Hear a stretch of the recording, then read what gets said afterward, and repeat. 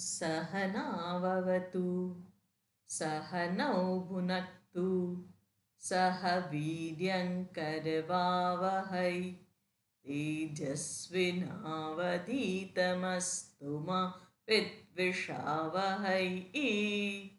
ॐ शान्ति शान्ति शान्तिः।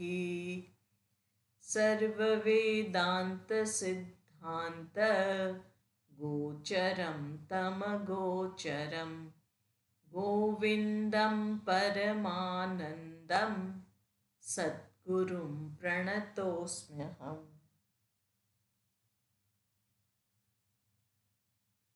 ગઈકાલે આપણે જોઈ રહ્યા હતા કે આ મનુષ્ય એના બંધનનું કારણ મન છે.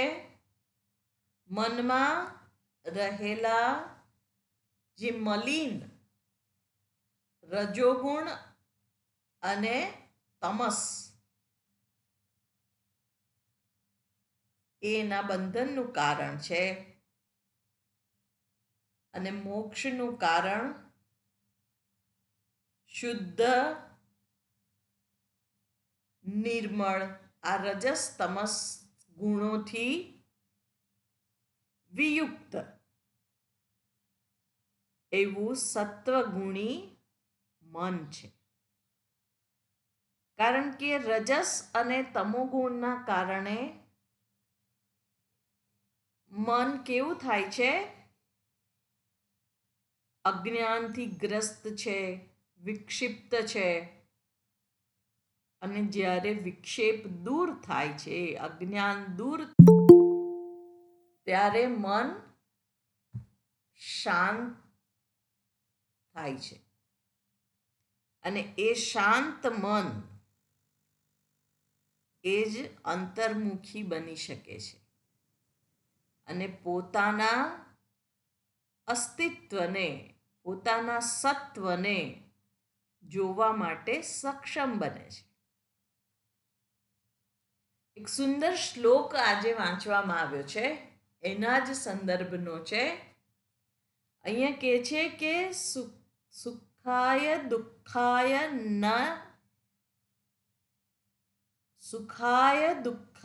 ચ નૈવ દેવાઃ ન ચાપી કાલઃ સુહૃદો અરયો વા ભવેત પરમ માનસમેવ જંતોઃ સંસાર ચક્ર ભ્રમણૈક હેતુઃ. જે વાત કરી છે કે મન એ જ સંસારનું કારણ છે. અહીંયા કે છે દુઃખાય ચ નૈવ દેવાઃ. આ સુખ અને દુઃખ કોઈ આપતું નથી. ન ચ અપી કાલઃ, કાળ પણ, સમય પણ, સુહૃદ એટલે મિત્ર, અરિયો એટલે શત્રુ, વા સમય પણ મિત્ર નથી કે શત્રુ નથી. ભવેત પરમ માનસમ એવ જંતોઃ. આ જંતોઃ જે જંતુ છે, જે જીવ છે, એ જ એનું મન જ માનસમ એવ, મન જ સંસાર ચક્ર ભ્રમણૈક હેતુ. આ સંસાર ચક્રની અંદર ભ્રમણ કરાવવાનું કારણ કોણ છે? આ જીવનું મન. આ મન જ, અને મન એની અંદર જ આ સત્વ, રજસ, તમસ ત્રણેય ગુણો રહેલા છે. અને જ્યારે એ સત્વ પ્રધાન થાય છે ત્યારે એને અનુભવ થાય છે કે એનું પોતાનું સ્વરૂપ મુક્તિ છે, પ્રસન્નતા છે. અને આપણે જોઈએ છે કે કોઈ મને સુખ કે દુઃખ આપતું નથી.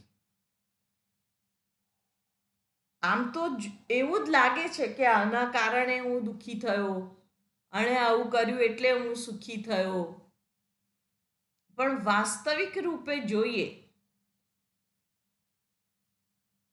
તો if I am okay, everything is okay. જ્યારે હું સ્વસ્થ છું ત્યારે બધું જ બરાબર છે. અને બરાબર એટલે બાહ્ય રીતે બધા મને માન આપે, બધા મારી વાહ કરે, એવું જ નહીં. એક ઓફિસની અંદર એક ભાઈ હતા, એમણે સમય લીધો તો ને મળવા ગયા. હવે એ જે ઓફિસર હશે એ વખતે એ કંઈ ગુસ્સામાં હશે. એટલે આ ભાઈ પહોંચ્યા ત્યાં બહાર પ્યુન હતો નહીં એ વખતે.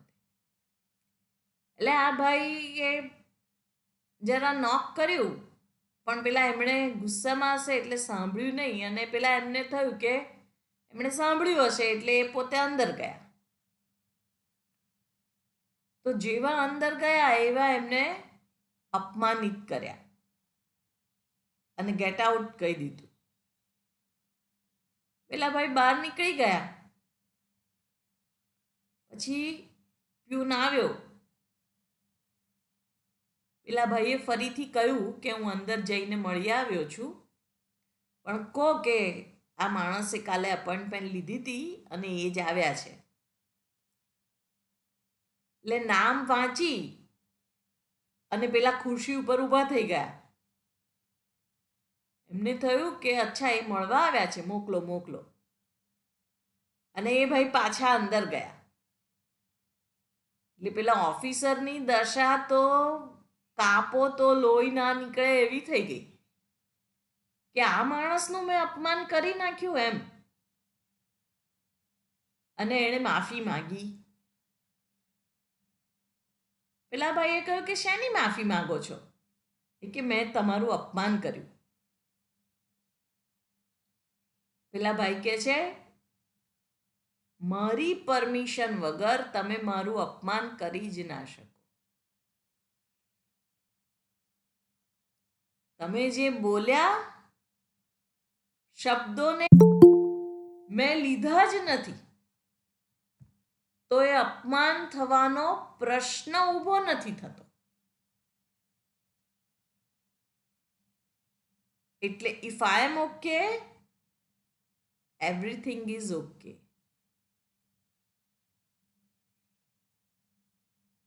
લાગે છે એવું આપણને કે આણે સુખ આપ્યું, આણે દુઃખ આપ્યું, આણે માન આપ્યું, આણે અપમાન કર્યું.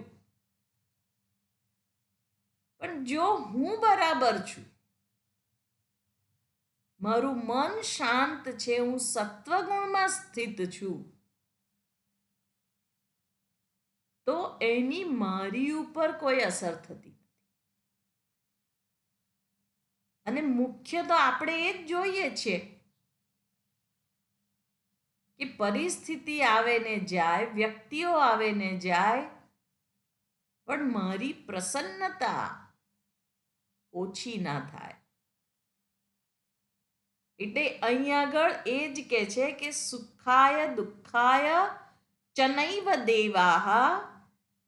પછી કહે છે કે નચાપી કાલ સુહૃદો અરયો વા. આપણે કોઈ વાર કાળ જ એવો છે એવું કહીએ છીએ. કાળ નથી, આ સમય નથી બરાબર. જ્યોતિષ વિદ્યા કોઈ જાણતું હોય ને આપણે એને બતાવવા જઈએ ત્યારે શું કહેશે? રાહુની દશા છે કે ચંદ્ર વક્રી છે, ગમે તે. અને આપણને થાય કે આ કાળ બરાબર નથી. એટલે આપણને જે અનુભવાય છે એ આપણે બીજા કશાકની ઉપર થોપી દેતા હોઈએ છીએ. એટલે મારી જે તકલીફ છે એનું કારણ ક્યાં છે? બહાર છે, બહાર કોક જગ્યાએ છે. એટલે બહાર સરખું કરવા માટે પ્રવૃત્ત થઈએ છે. આને બરાબર કરી દઉં, પેલાને પાઠ ભણાવી દઉં, આને સંભળાવી દઉં, એને તો સીધો દોર જ કરવાનો છે. વર્ક ક્યાં કરીએ છીએ આપણે? બહાર. અને એટલે આપણે નપાસ થઈએ છીએ. અને આપણો ભગવાન પણ બહુ દયાળુ છે. જ્યાં સુધી આપણે પાસ નથી થતા ત્યાં સુધી આપણી પરીક્ષા જુદી જુદી રીતે લીધે જ રાખે છે. સિચ્યુએશન મૂક્યા કરે. કેમ? વ્યક્તિઓ બદલાઈ જાય, જગ્યા બદલાઈ જાય, પણ સિચ્યુએશન આપણને થાય કે આ એકનું એક કેમ વારે વારે મારા જ જીવનમાં આવા જ પ્રસંગો કેમ બને છે? તો ત્યાં આપણને વિચાર કરવા માટે, કારણ કે એ નબળું પાસું છે, એનું સોલ્યુશન મળ્યું નથી. એ પરિસ્થિતિ ઊભી થાય અને મને કેવી રીતે એમાંથી સ્વસ્થતાપૂર્વક ઉપર ઉઠવું એ નથી આવડ્યું. એ ભગવાન આપણને શીખવાડવા માંગે છે. એટલે વારે વારે એની એ પરિસ્થિતિ મૂકે. એટલે કાળ પણ આપણે કહીએ કે એનો અત્યારે સમય સારો ચાલે છે. આપણો ખરાબ નથી ચાલતો. સમય બધાના માટે સરખો જ છે. એના માટે પણ 24 કલાક છે, આપણા માટે પણ 24 કલાક જ છે. પણ એ જે પરિસ્થિતિ આવે છે સમય દરમિયાન, તે મને ખાડામાં નાખવા માટે નથી આવતી. મને જે હું ખાડામાં છું ત્યાંથી ઉપર ઉઠાવવા માટે આવે છે. એટલે અહીં આગળ જે વાત કરે છે, નચ અપી કાલહ સુહૃદ અરયોવા. અરી એટલે શત્રુ. કાળ પણ કઈ મિત્ર કે શત્રુ નથી, પણ મનુષ્યનું મન જ ભવેત પરમ માનસમ એવ જંતો હો. મનુષ્યનું મન સંસાર ચક્ર ભ્રમણૈક હેતુ. સંસાર ચક્રની અંદર ભ્રમણનું કારણ ફરે જ રાખીએ ચકડોળની અંદર. અને પેલું તો મેરી ગો રાઉન્ડ કહીએ છીએ ને આપણે ચકડોળને. આ તો સોરો ગો રાઉન્ડ છે. એટલે પૂજ્ય સ્વામીજી કહેતા કે આ કેવું છે? એ કે દુઃખ દુઃખ દુઃખ સુખ, દુઃખ દુઃખ દુઃખ સુખ. એ કે જરા જરા ઉપર ઉઠ્યા અને આપણે ચકડોળમાં બેઠા હોઈએ અને ઉપર જઈએ એટલે જરા પેટમાં આમ ગલી ગલી થાય અને ત્યાંથી નીચે ઉતરતા. પણ નીચેથી ઉપર ચડતી વખતે ફરી પાછું જેને તકલીફ થતી હોય એને થાય છે. પણ આ તો થોડા ક્ષણો માટેનું સુખ મળે છે અને એ સુખ નથી, સુખનો આભાસ માત્ર છે. એટલે આપણને થાય કે આવ્યું આવ્યું આવ્યું, પકડ્યું પકડ્યું, એટલે આમાં તો છટકી ગયું. પકડાતું છે નહીં. સુખ ક્યાં છે? સુખનો આભાસ છે. પણ પરમ સુખ આ મન જ મુક્તિનું પણ કારણ છે. એટલે જ કાલે આપણે જોતા હતા કે ધર્મમય જીવન, ત્યાગમય જીવન. આપણું જીવન કેવું હોય? એ જ આપણા માટે બંધનનું પણ કારણ બને છે. અને હવે આગળ 177મા શ્લોકની અંદર એ જ વાત કરે છે. પ્રજ્ઞાબેન, જી. વિવેક વૈરાગ્ય ગુણાતિરેકા શુદ્ધત્વમાસાદ્ય મનો વિમુક્ત્यै ભવत्यतो બુદ્ધિમતો મુમુક્ષોઃ તાભ્યામ દ્રઢાભ્યામ ભવિતવ્યમગ્રે. વિવેક વૈરાગ્ય ગુણાતિરેકાત શુદ્ધત્વમ એટલે શુદ્ધત્વમ સંધિ થયેલી છે. અતિરેકાત શુદ્ધત્વમ આસાદ્ય મનઃ વિમુક્ત્यै ભવતિ અતઃ બુદ્ધિમતઃ મુમુક્ષોઃ તાભ્યામ દૃઢાભ્યામ ભવિતવ્યમ અગ્રે. બે ગુણોની વાત કરી છે અને એ બંને ગુણો એમાં કે છે અતિરેકાત, સામાન્ય નહીં પણ એનો અતિરેક થવો જોઈએ પ્રચુર માત્રામાં. અને એ બે ગુણ કયા છે? વિવેક વૈરાગ્ય. વિવેક અને વૈરાગ્ય સાધકની પાસે પ્રચુર માત્રામાં હોવા જોઈએ.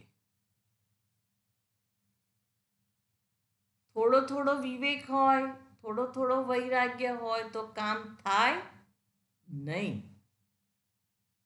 સંપૂર્ણ વિવેક, સંપૂર્ણ વૈરાગ્ય. વિવેક એટલે તત્વબોધની અંદર આપણે જોઈ ગયા છીએ. કઈ વ્યાખ્યા છે? નિત્યાનિત્ય વિવેક. વિવેક કહ નિત્યાનિત્ય વસ્તુ વિવેક. નિત્ય અને અનિત્ય અને નિત્યમ વસ્તુ એકમ બ્રહ્મ તદ્વ્યતિરિક્તમ સર્વમ અનિત્યમ. નિત્ય શું છે? એક આત્મ તત્વ, આત્મા એટલે કે હું એક જ નિત્ય છું, બાકી બધું જ અનિત્ય છે. અને હું એટલે આ અંતરતમ હું, જેને હું વ્યવહાર સિદ્ધ ગણું છું. આ શરીર, ઇન્દ્રિયો, મન એ નહીં.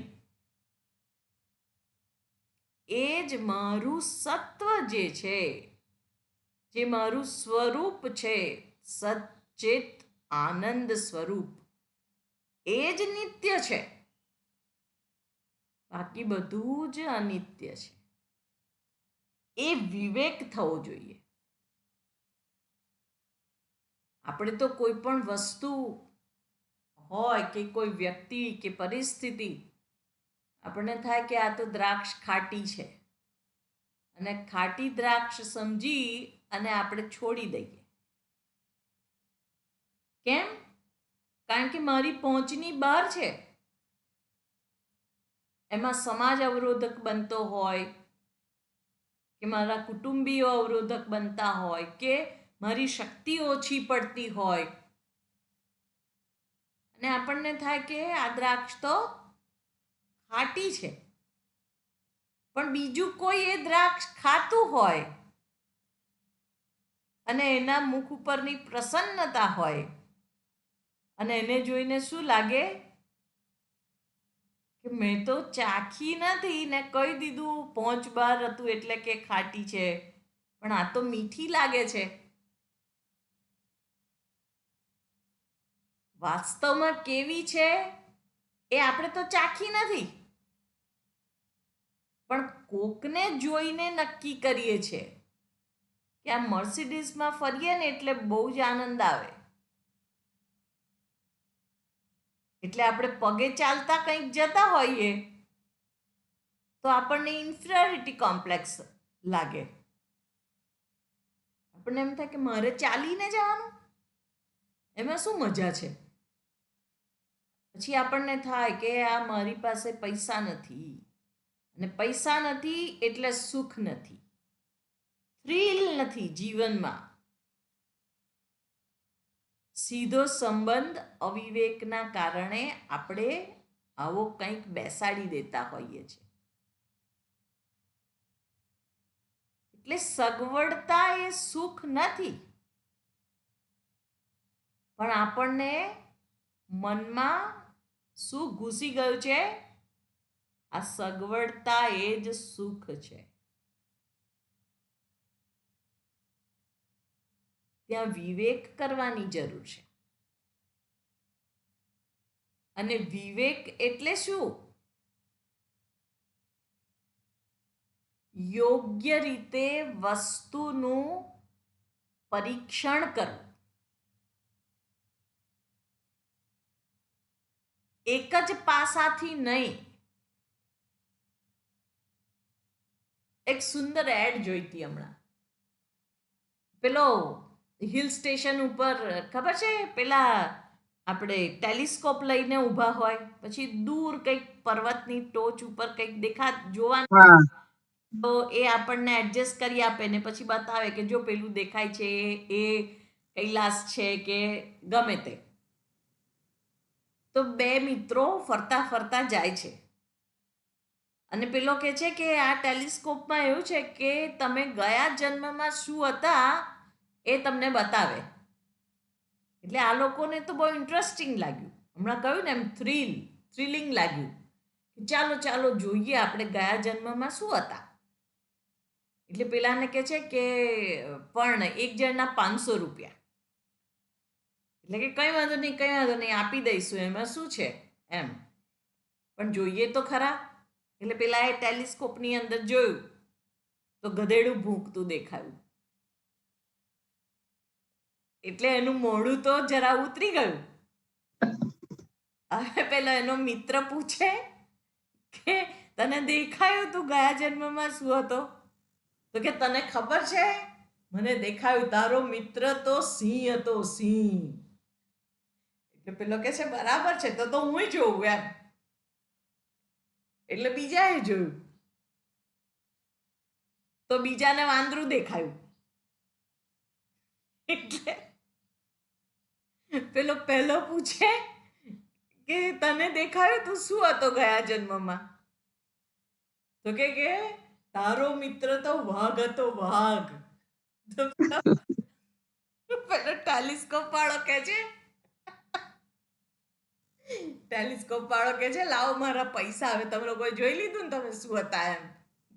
તો પેલો એને કે છે પૈસા છે ને આપવાના, નહીં આપું હું તને પૈસા, કારણ કે બેઉ ખીજાયેલા હતા. એટલે પેલો ટેલિસ્કોપ વાળો મોટેથી કે છે હું કહી દઈશ કે તમે લોકો વાંદરું અને ગધેડું હતા.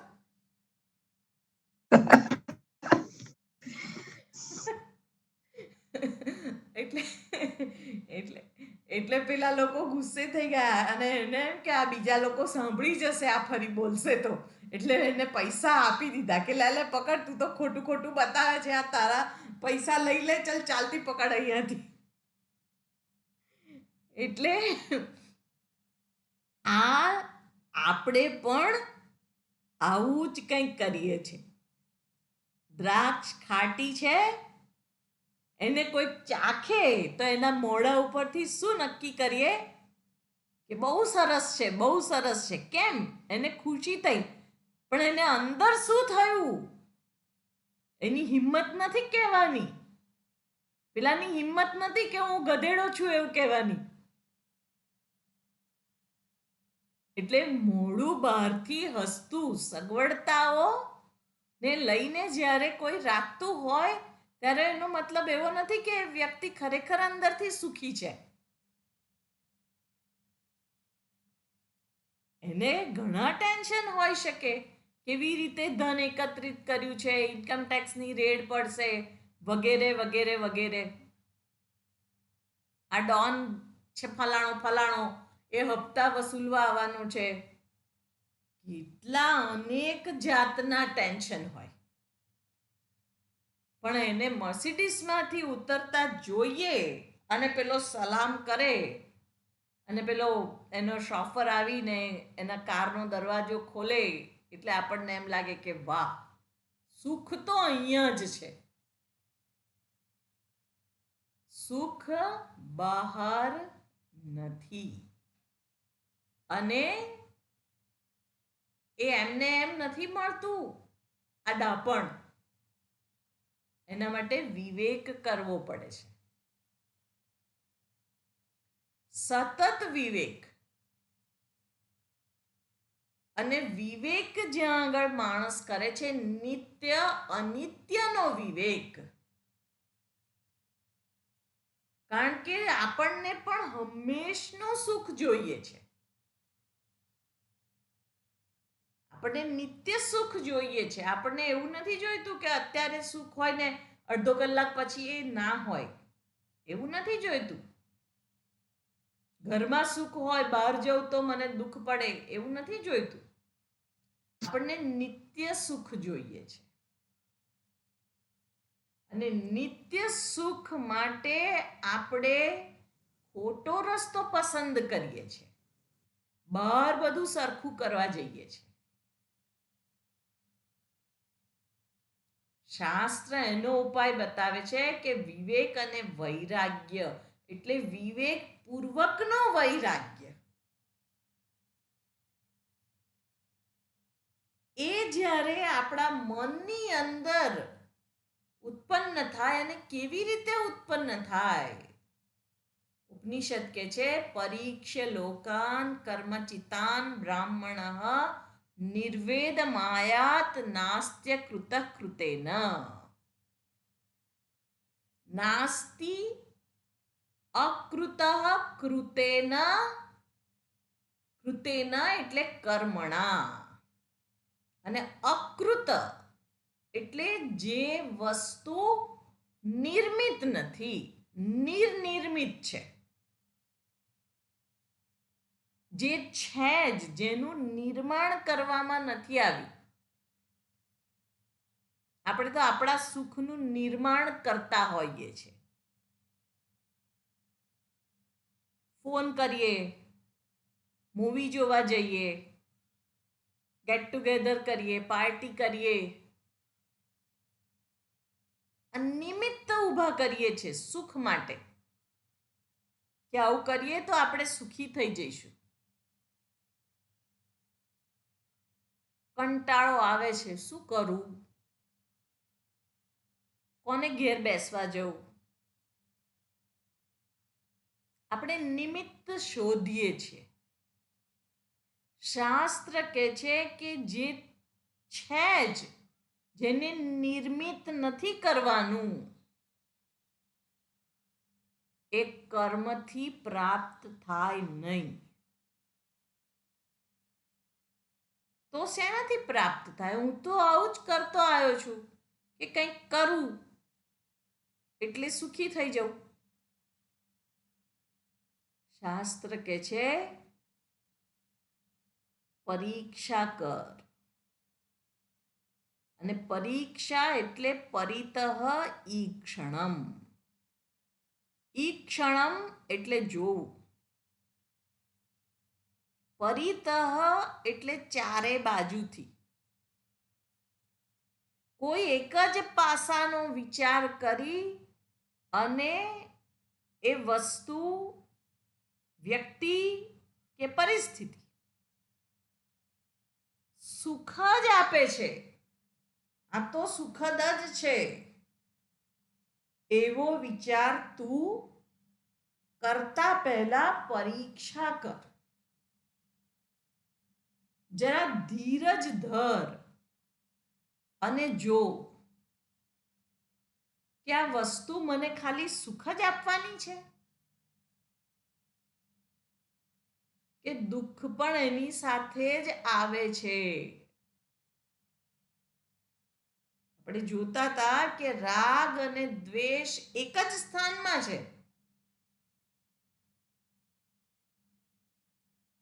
અર્જુનને જ્યાં દ્વેષ થયો છે અને ભગવાને કહ્યું તારા સગાવાલાને જો, અને ત્યાં રાગ ઉત્પન્ન થઈ ગયો અને પછી કે છે તે મદીયાહા,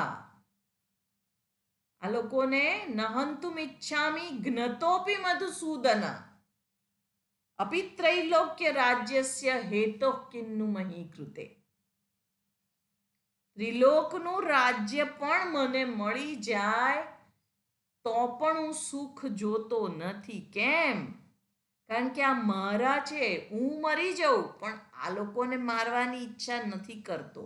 ભલે હું મરી જાઉં પણ આ સુખ, આ રાજ્ય, આ ભોગ, આ બધું એ લોકો વગરનું હશે તો મને સુખ નથી આપવાનું, એવું મને સ્પષ્ટ દેખાય છે.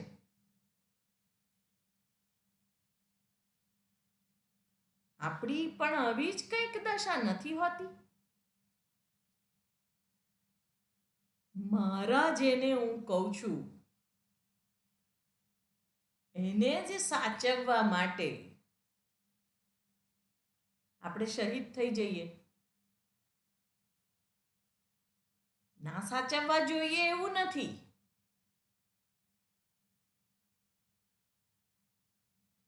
પણ મારે શું કરવું, આંતરિક રીતે મારે કઈ જગ્યાએ ઊભા રહી અને એ લોકોની સેવા કરવાની હોય એ તો મને ખબર પડે ને. બિચારા થઈને કરવાની છે, લાચાર થઈને કરવાની છે, માથે પડ્યા છે એટલે મને કમને કરવાની છે,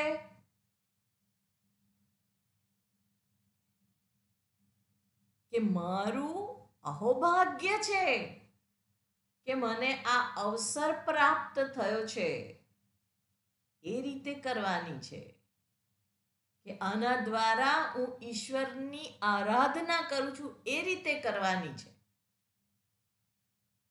ત્યાં વિવેકની જરૂર પડે છે. બાકી તો વૈરાગ્ય ઉત્પન્ન થાય દ્વેષના કારણે જે પરિસ્થિતિ ઊભી થાય છે ત્યાં પણ આપણે બધું છોડી જ દઈએ છીએ ને. પરિસ્થિતિ છોડી દીધી, ઘર છોડી દીધું, નોકરી છોડી દીધી, જ્યાં નહોતું ફાવતું એ બધું છોડી દીધું આપણે. એ વૈરાગ્ય નથી. વિવેકના પરિણામે પ્રાપ્ત થતી આંતરિક સ્થિતિ, એનું નામ વૈરાગ્ય છે.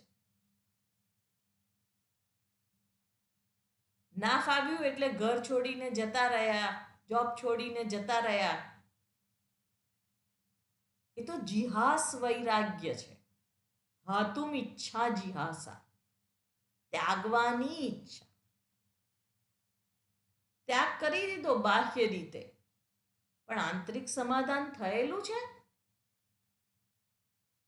નથી થયેલું. તો જ્યાં જઈશ ત્યાં આ જ મન સાથે જવાનું છું.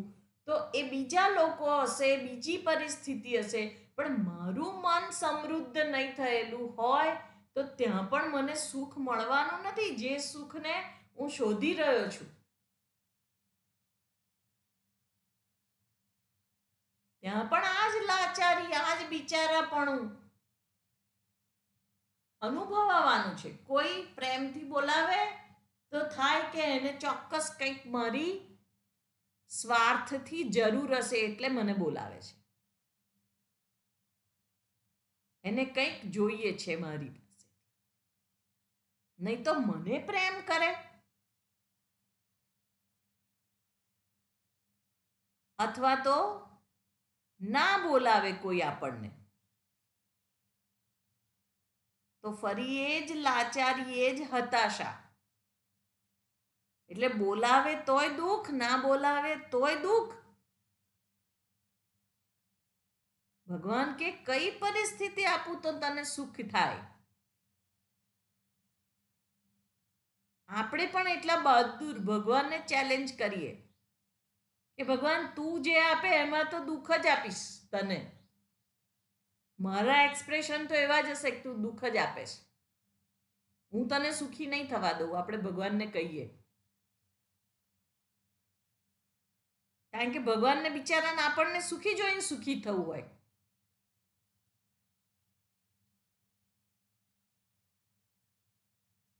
ભગવાન કે હવે હું શું કરું? એટલે જ્યાં સુધી લોકની પરીક્ષા કરવાની છે કે જ્યાં આગળ રાગ છે ત્યાં જ દ્વેષ પણ રહેલો છે. કર્મચિતાન લોકાન, કર્મથી જે પ્રાપ્ત થાય છે એ અનિત્ય જ છે, એ નિત્ય હોઈ શકે નહીં. કારણ કે કર્મ જ સીમિત છે. એક સમયમાં શરૂ થાય છે, એક સમયમાં પૂરું થાય છે, તો એનું ફળ અસીમ કેવી રીતે હોઈ શકે?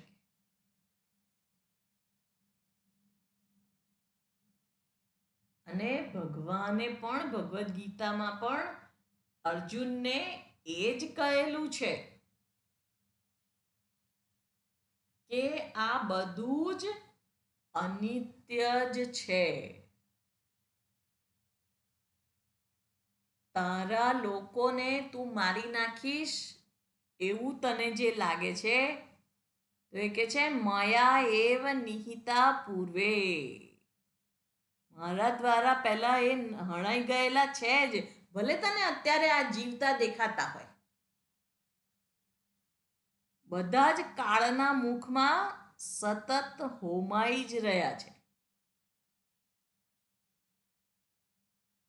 એમનો નાશ અત્યારે તને આ શરીર સાથે છે એટલે તને એવું લાગે છે કે જીવંત છે, પણ બધા જ કાળના મોહ તરફ જ ગતિ કરી રહ્યા છે અને એ નિશ્ચિત છે.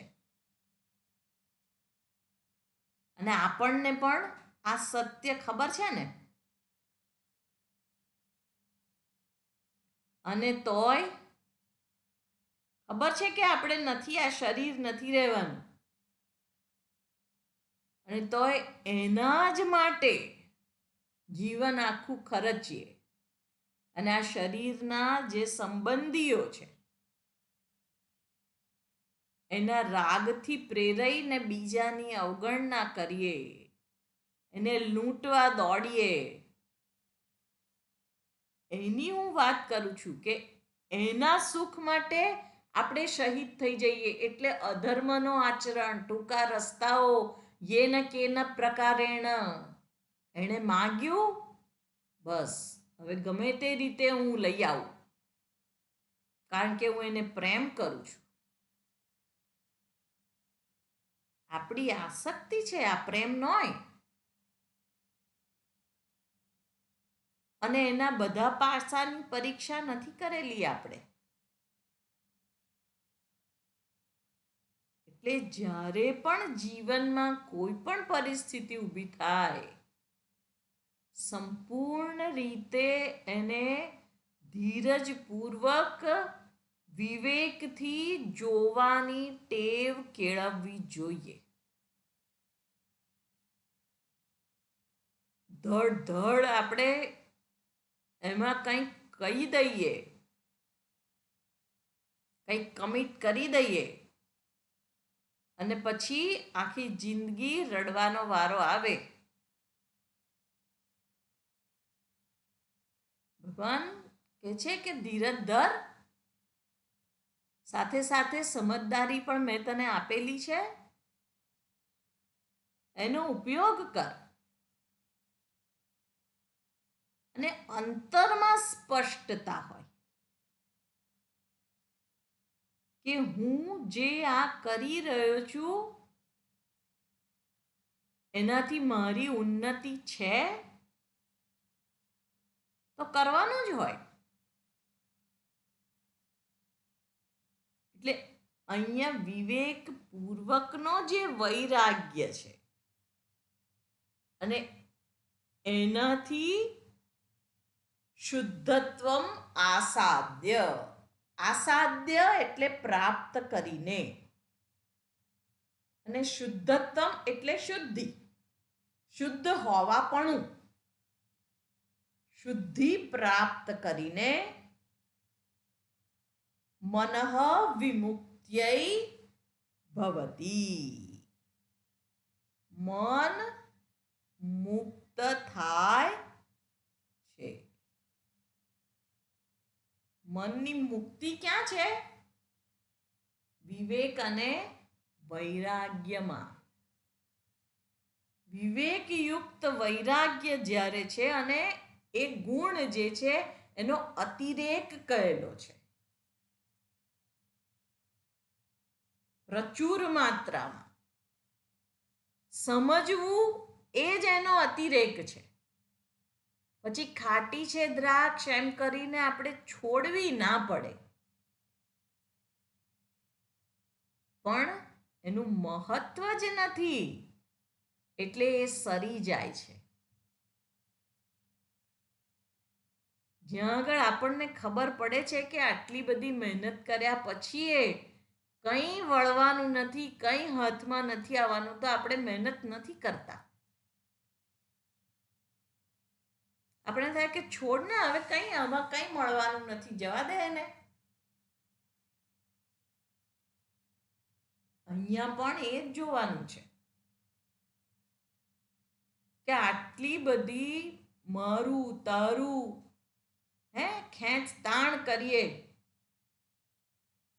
પણ હાથમાં છેવટે સુખ આવી જાય છે, કાયમનું સુખ. તો આ ખેંચતાણ શું કરવાની? ખેંચતાણ કરવાનું છૂટી જાય. અને જ્યારે આ ખેંચાખેંચ મનમાં છૂટી જાય છે ત્યારે મન શાંત થઈ જાય,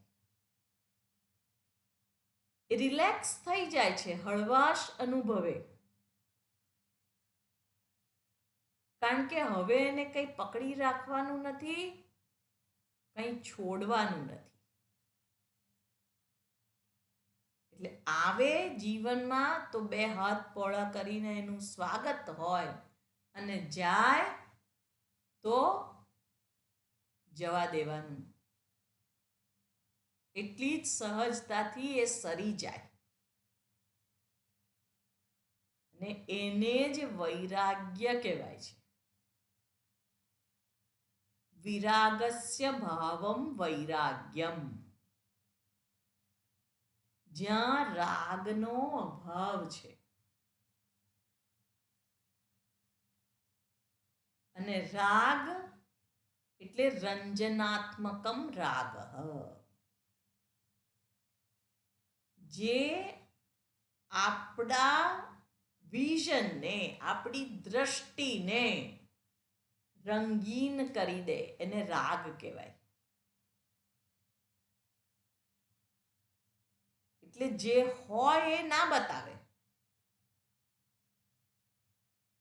પણ એનામાં વધારો કરીને રંગીન બનાવીને આપણને બતાવે.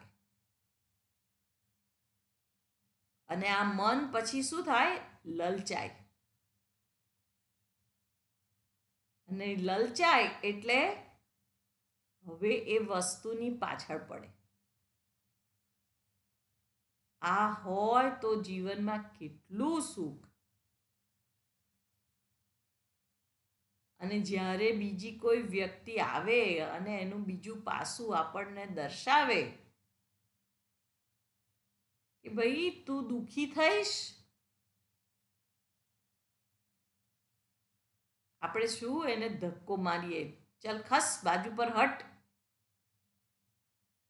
વચ્ચે ના આવીશ, તને ખબર નથી એનામાં કેટલું સુખ છે.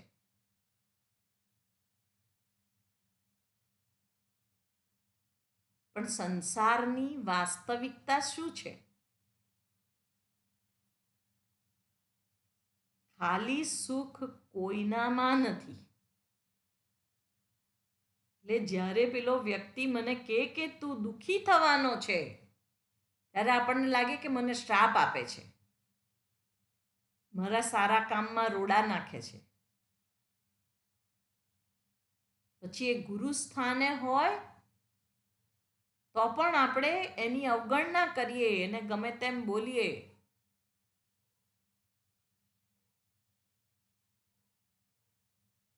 પણ એ આપણને વાસ્તવિકતાનું દર્શન કરાવવા માંગે છે કે સુખી થવા માટે વળગવા જાય છે તો દુઃખી થવાનો છે. કારણ કે સુખ ત્યાં નથી.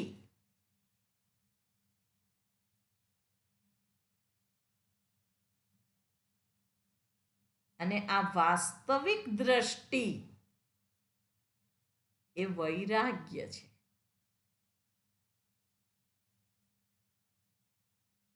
એટલે વૈરાગ્ય જ્યારે પણ આપણને મનમાં પ્રગટ થાય, આ વિવેકના પરિણામે પ્રગટ થતી સહજ સ્થિતિ છે. વૈરાગ્ય ઠોકી ના બેસાડાય. વૈરાગ્ય કોઈ વસ્તુનો કે વ્યક્તિનો, પરિસ્થિતિનો ત્યાગ કરી દેવો એ જ વૈરાગ્ય નથી. મેં તો બધું છોડી દીધું. પણ બધું છોડી દીધું એ તો પકડી રાખ્યું છે ને. એ મનમાંથી ગયું. અહંકાર તો છોડ્યો નથી.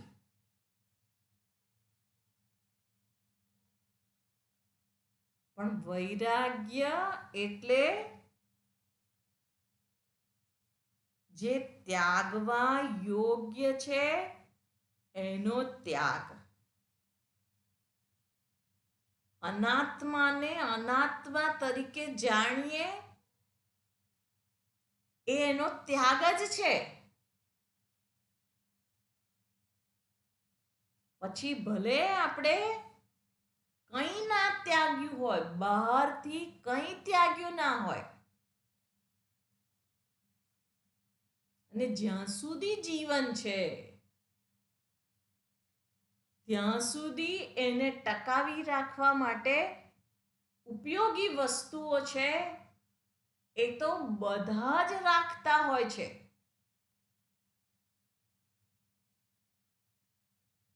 એટલે જીવન ઉપયોગી, પણ હા, એ નક્કી મારે કરવાનું છે. પછી આપણે આપણી જાતને નીચે સહી આપણી કરી દઈએ સર્ટિફિકેટમાં અને કહી દઈએ કે તું પાસ પાસ. એવું નહીં. પણ વિવેકપૂર્વકનો ત્યાગ એટલે ત્યાગ હોય. ત્યાગ હોય જ નહીં અને આપણે કહી દઈએ કે મને તો કંઈ લાગતું વળગતું નથી, હવે આ બધું હોય તોય શું ને ના હોય તોય શું. બોલવા માટે સારું લાગે, પણ એ શબ્દોમાં વજન કેટલું છે?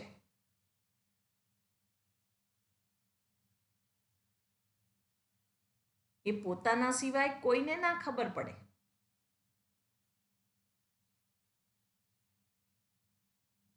એટલે ત્યાગ સ્થૂળ રીતે પણ થવો જોઈએ.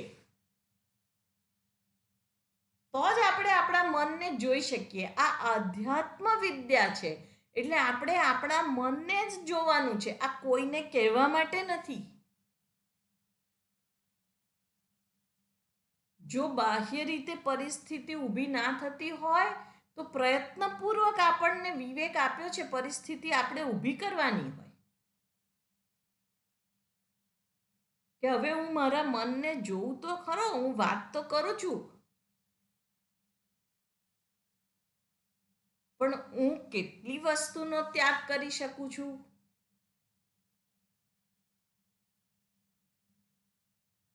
જીવનને જોખમમાં મૂકીને ત્યાગ કરવાની વાત નથી કરતા શાસ્ત્ર, કે નફરતથી ત્યાગ નથી કરવાનો, પણ મારી ઉન્નતિ માટે હું ટેકા વગર કેટલો ઊભો રહી શકું છું, સ્વતંત્ર થવાની વાત છે.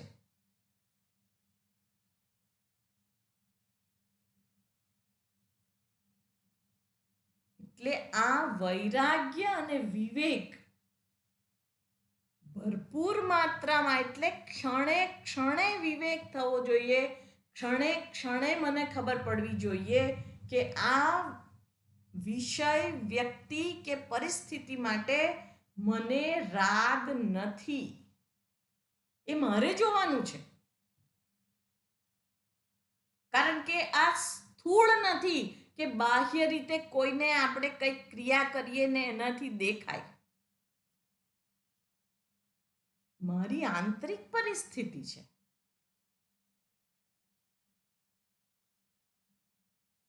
એટલે વૈરાગ્ય અને વિવેક જ્યારે આપણી અંદર પૂરતા પ્રમાણમાં ખીલે છે, ત્યારે આ શાસ્ત્રનું અધ્યયન, ચિંતન અને મનન યોગ્ય રીતે થાય છે. અને જ્યારે શાસ્ત્રનું અધ્યયન, ચિંતન અને મનન થાય છે, ત્યારે વિવેક અને વૈરાગ્ય ખીલે છે. બંને બાજુ જોઈ શકાય.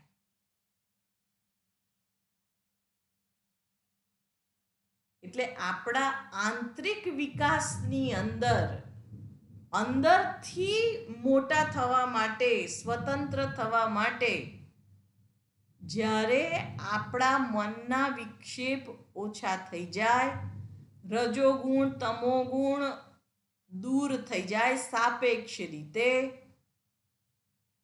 ત્યારે આપણે જાણવું જોઈએ કે આ જે શુદ્ધત્વ છે, શુદ્ધિ, મનની શુદ્ધિ થઈ ગઈ છે.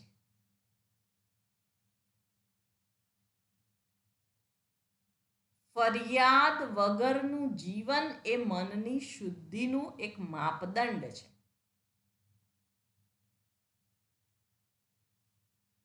જગત પ્રત્યે આપણને ફરિયાદ ના ઉઠે. જે કંઈ પરિસ્થિતિ પ્રાપ્ત થાય એમાં વિવેક કરવાની ક્ષમતા વૈરાગ્યના કારણે બની રહે. કારણ કે એને કોઈ મહત્વ જ નથી પછી તો.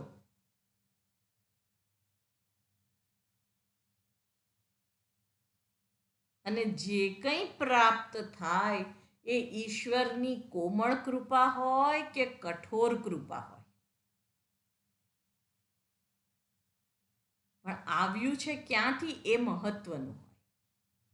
અને એમાં મારે શું શીખવાનું છે એ એના કરતા પણ મહત્વનું હોય. એટલે માથે હાથ દઈને નસીબને, સમયને કે વ્યક્તિઓને કોસવા સિવાય હું શું કરી શકું તે કરવાનું હોય. અને જ્યારે આ જગત માટેની ફરિયાદ ઓછી થાય, ત્યારે મન સાપેક્ષ રીતે પ્રસન્નતા અનુભવે છે. અને એ પ્રસન્ન મનમાં કહીએ કે તું આનંદ સ્વરૂપ છે, તો તરત જ એ હા કહેશે, કારણ કે એને સમજાય છે.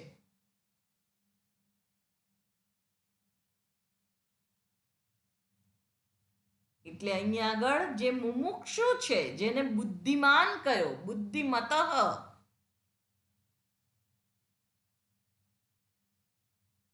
બુદ્ધિને સાથે રાખીને મુક્તિ માટે પ્રયત્ન કરે છે. તાભ્યામ દૃઢાભ્યામ ભવિતવ્યમ અગ્રે. એ બંને દ્વારા શું છે? દ્રઢ થયેલા મન એ મુમુક્ષુ મુક્તિ તરફ આગળ વધે છે. એટલે આ બંને અગ્રે એટલે પહેલા શું થવું જોઈએ? આ વિવેક અને વૈરાગ્ય દ્રઢાભ્યામ ભવિતવ્યમ, દ્રઢ હોવા જોઈએ. થોડો થોડો વિવેક છે, થોડો થોડો વૈરાગ્ય છે, થોડું થોડું આ સંસાર ચાલશે અને થોડી થોડી બ્રહ્મ વિદ્યા ચાલશે.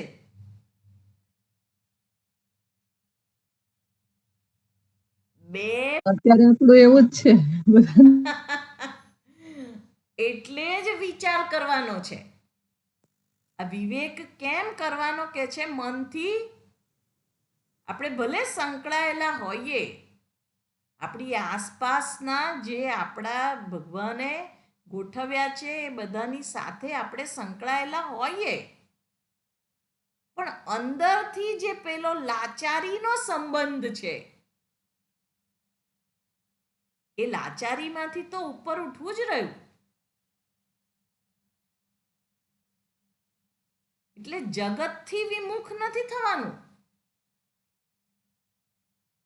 સંસારથી વિમુખ થવાનું છે.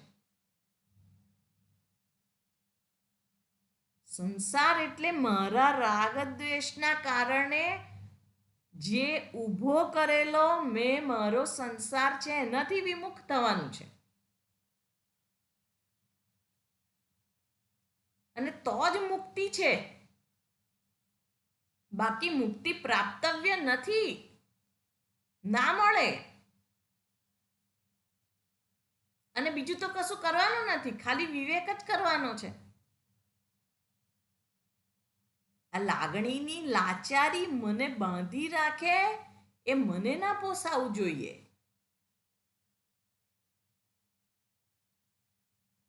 પ્રેમથી કરીએ, બધા માટે કરીએ, પણ લાચારીથી નહીં. એ તો પ્રાપ્તવ્ય છે ને. સરોજબેન,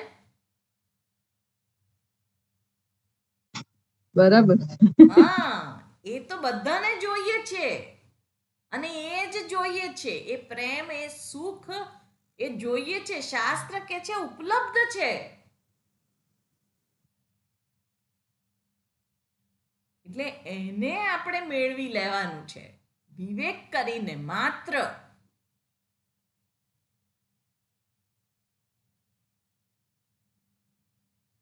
એટલે સંસારમાંથી મુક્તિની વાત છે. અને એ જ સંસારમાં મને દુઃખ મળે છે, ચિંતા મળે છે, તો એમાંથી નથી છૂટવું? હા, છૂટવું જ છે. તો એ જ વાત કરે છે, બીજી કોઈ વાત નથી. આ વિવેક વૈરાગ્ય બધા શબ્દો સાંભળીને આપણે ડરી જઈએ કે આ તો મારામાં નથી. બાપરે, આ તો બધું વૈરાગ્ય એટલે બધું ભૂલી જવાનું, છોડી દેવાનું. એવું નથી કહેતા શાસ્ત્ર. એટલે વિવેકની પહેલા વાત કરી, વિવેકજન્ય વૈરાગ્ય. અને વિવેક આપણા બધા પાસે છે, કોઈની પાસે નથી એવું નથી. મનુષ્ય માત્રને ભગવાને એ વિવેક સાથે જ મોકલેલો છે. બુદ્ધિ આપેલી એટલે અહીંયા આગળ બુદ્ધિમતઃ મુમુક્ષોઃ કહ્યું. બુદ્ધિમાન મુમુક્ષુ. બુદ્ધિ છે આપણી પાસે, વિચાર શક્તિ છે આપણી પાસે, આપણે વિવેક કરવાનો છે.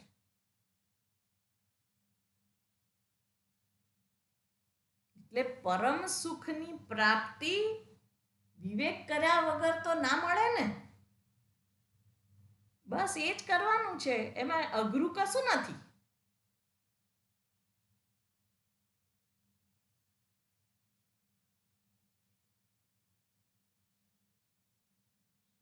આના સંદર્ભમાં કોઈને પ્રશ્ન હોય તો કાલે કહેજો, આપણે વાત કરીશું વધારે.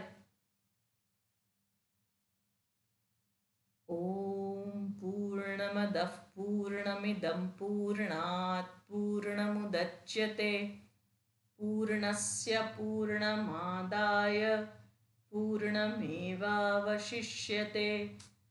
ઓમ શાંતિ શાંતિ શાંતિ.